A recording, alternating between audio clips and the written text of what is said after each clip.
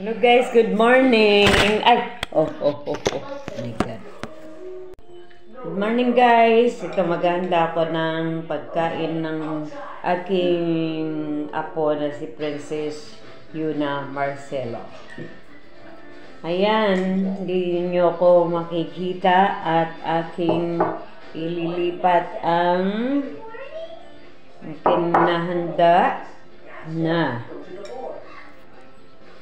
Wait lang guys. Yan, dito tayo papaliwanag tayo para hindi tayo may speech. Speech ha. Impets pala, impets. Ha. Yan. Dali lang guys. Yan. Good morning guys. May sadyang bata talaga na hilig sa mangga. Yan. Ang gusto niya guys ay ito ay parang minana niya sa aking mahal na ina dahil siya ang batang anuhan niya na bago siya mawawala ay siya ang huling nabuhat ng aking ina. Yan. So yan, ito guys ay paborito ng aking ina at yung ginagawa ng aking apo ay ganun din ngayon nakikita ko sa kanya. Dahil ang nanay ko ay paborito niya ang mangga, mais, at saging. So yan, sa kanya ko nakikita ngayon na wala na ang aking mahal na nanay, guys. Yan. Alam niyo ba guys, nabubulol ako. Sorry po. Alam niyo ba ang gagawin ko dito?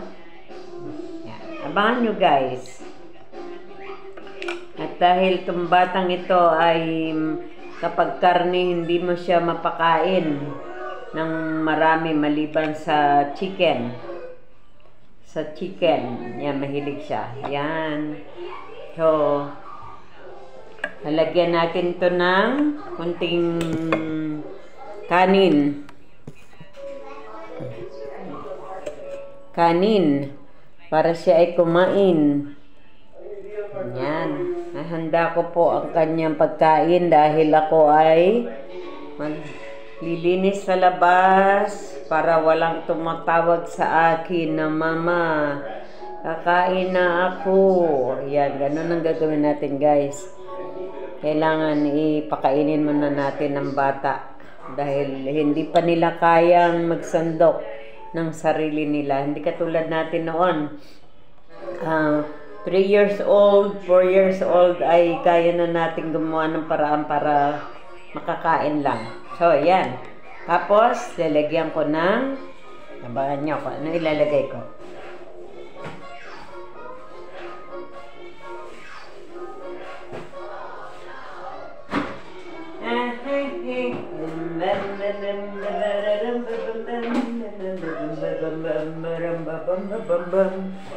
Ayan, kunting asin para masarap ang kanyang kain. Ayan, so kunti lang guys, baka naman UTI ang ating apo at magkasakit sa kidney. So yan, parang pampalasa lang, kunting patak na maalat-alat ay okay na para sa kanya. So yan, okay guys, abangan nyo ko ano yung gagawin niya. Kung gusto niya ba to o hindi. Okay. Mahal na ating prinsesa. Opo. Oh my gosh. Yahaw. Bigyan natin ng ating mangga na may asin, na may kanin. Mahal na prinsesa, ikaw po ay kumain na. Ito na po, ang masarap mong ulam. Mangga! Mangga. Yes. Anong sasabihin mo kay Mama Lot? Ano? Thank you. Sige, pray ka muna bago ka kumain. Mahal na prinsesa, anong sasabihin mo kay God? God, I love you. Wow, namimilipit ang aking apo. Sige na. Sige na. Hey, sarap.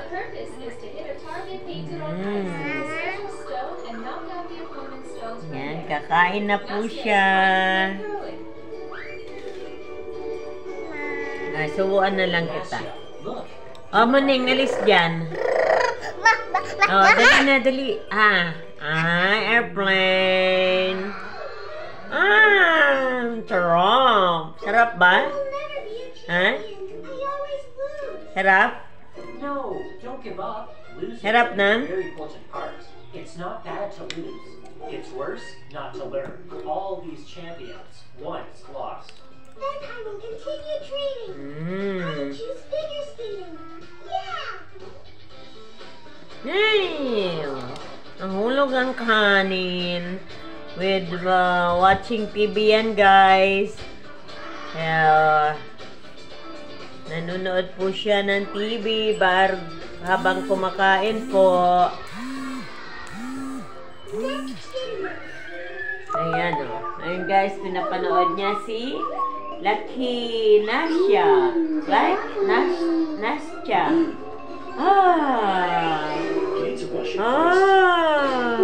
There's no need.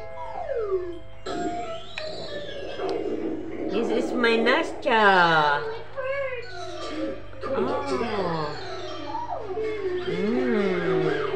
Ay! Alis ka maning. Sit down, please. What seems to be the problem?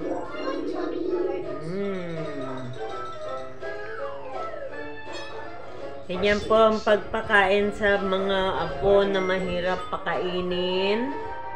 Bigay ang gusto, wag lang yung ikakasama.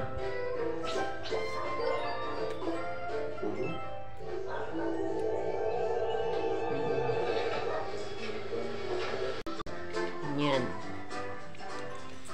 Malapit nang maubos ang kanyang pagkain. Ayan. Sarap ng kain niya. Sarap ba? Ha? Opo. Sagot. Used to be mining for gold. Something that's more interesting. One of the most famous abandoned gold mines is located in El Dorado Canyon. Yan talaga yung lolo, guys. Pulutin ang natapon na pagkain ng kanyang apo. Well, kids, would you like some ice cream?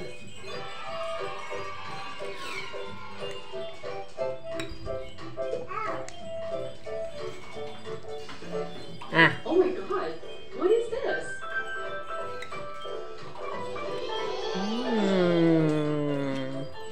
Sana may takas ko ito.